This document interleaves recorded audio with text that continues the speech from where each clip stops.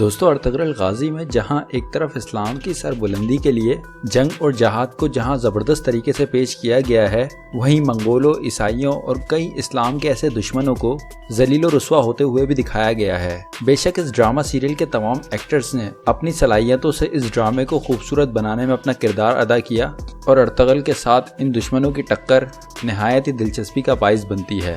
چلے دوستو آپ کو دکھاتے ہیں ارطغرل غازی میں آنے والے ارطغرل کے بدترین دشمن۔ لیکن دوستو آپ سے چھوٹی سی ریکویسٹ ہے کہ ہمارے چینل کو سبسکرائب کر کے گھنٹی کے آئیکن کو ضرور دبا دیں۔ کردوغلو دوستو یہ معصوم سا چہرہ اور دھیمے لہجے والا کردار اپنے نام کی طرح ہی دوگلا ہے۔ اس کی غداری اور اس کی شیطان پرست حرکتیں اس کی آنکھوں سے واضح نظر آتی ہیں۔ کائی قبیلے کے سردار سلیمان شاہ کا منہ بولا بھائی ہونے کی وجہ سے کردوغلو کے پاس سپاہیوں کی کمان ہوتی ہے، لیکن اس کا ناجائز استعمال کرتے ہوئے اس نے اپنا اثر و رسوخ بڑھانے کے لیے کئی صلیبیوں کے ساتھ گٹھ جوڑ کیا تو کئی صلیبیوں کے ساتھ اپنے رابطے رکھے۔ اس کا اصل ہدف ارطغرل تھا، کیونکہ ارطغرل اس کو اپنی سرداری کے راستے میں آڑے آتا ہوا نظر آتا تھا۔ کئی بار یہ سرداری حاصل کرنے کی کوشش بھی کرتا ہے۔ دوستو کردوغلو کی ہوس اور سرداری کی لالچ نے اس سیزن کو نہایت ہی دلچسپ بنایا، لیکن آخر میں کردوغلو کی غداری سب کے سامنے آ جاتی ہے اور اس کو ارطغرل کی تلوار کا مزہ چکھنا ہی پڑتا ہے۔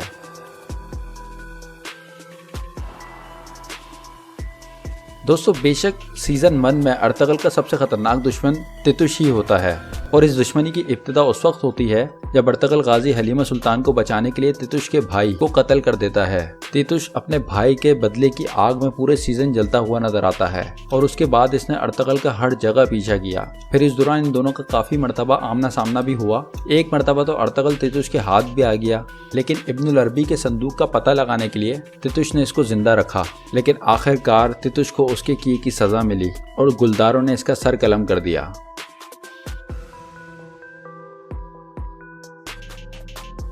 دوستو اب شاید آپ اس کو تو جانتے ہی ہوں گے، مہردین، جو کہ اسلام کا نہایت دشمن ترین شخص تھا۔ یہ سلجوق حکومت کے لیے اہم عہدے پر کام کر رہا ہوتا ہے، لیکن اپنی سرداری کے خواب دیکھنے کے چکر میں یہ بہت ہی اندھا ہو چکا تھا، اور اس نے اقتدار کی لالچ میں اپنی بہن اور اپنی بیٹی کا بھی استعمال کیا، لیکن اس کو اپنی ہوس بجھانے کے لیے ارطغرل کا سامنا کرنا تھا۔ لیکن ہر دشمن کی طرح اس کو بھی ارطغرل کی تلوار سے کوئی نہیں بچا سکتا۔ لیکن جب اس کے مرنے کا وقت آتا ہے اور اس کی سزائے موت سنا دی گئی ہوتی ہے، عین اس موقع پر امیر سعد الدین کوپیک اس کو آگے بچانے کی کوشش کرتے ہیں، لیکن ارطغرل کسی کی نہ سنتا اور اس کا سر تلوار سے قلم کر کے امیر سعد الدین کوپیک کو کہتا کہ یہ لو اور لے جاؤ اپنے سردار کو۔ اس طرح اس اسلام کے غدار سے بھی ارطغرل اور اس کے قبیلے کی جان چھوٹتی ہے۔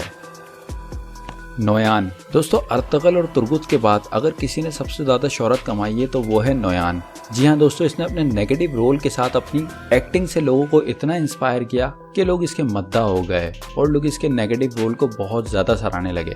بظاہر پرسکون نظر آنے والا یہ منگول سے پسالار ایک سفاک قاتل تھا جو پورے سیزن میں ارطغرل غازی کا جینا دوبر کر کے رکھتا ہے۔ دوستو اس کا کردار ایسا بنایا گیا ہے کہ اس کے دیکھتے ہی اس سے وحشت تبکتی ہے، اور اس کی پراسرار مسکراہٹ اور تباکن عزائم سب کچھ اپنے ساتھ بہا لے جانے کو تیار ہوتے ہیں، لیکن آخر کار اس کا سامنا ارطغرل غازی سے ہو ہی جاتا ہے۔ لیکن اس جھڑپ میں ان دونوں کے درمیان دشمنی کا ایک ایسا سلسلہ ہوتا ہے جو کہ کافی دیر تک چلتا رہتا ہے۔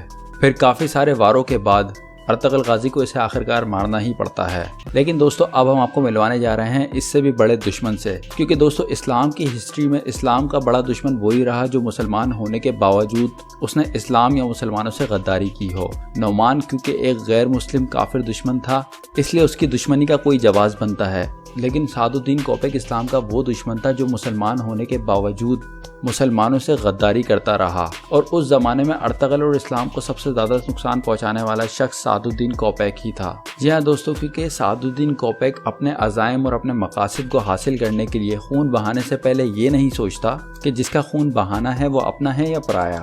ایک اہم حکومتی عہدہ ہونے کے باعث یہ باقی سب کو زمین پہ رینگنے والی ایک عام سی مخلوق سمجھتا ہے، جس کی وجہ سے اس کے کردار نے کہانی میں کافی سارے ٹویسٹ کریٹ کیے۔ دوستو ارطغرل غازی سے اس کی دشمنی بہت ساری وجوہات کی بنا پہ کنٹینیو رہتی ہے، لیکن پھر آخر کار اس کا انجام بھی وہی ہوتا ہے جو دوسرے غداروں کا ارطغرل کرتا ہے۔ جی ہاں دوستو، اس کا آخر میں ارطغرل سر قلم کر دیتا ہے اور وہاں سے اس کا پتہ صاف ہو جاتا ہے۔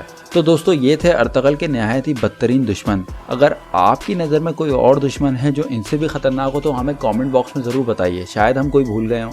ملتے ہیں نیکسٹ ویڈیو میں۔ اب جانے سے پہلے ہمارے چینل کو سبسکرائب کر دیں اور گھنٹی کے آئیکن کو ضرور دبا دیں۔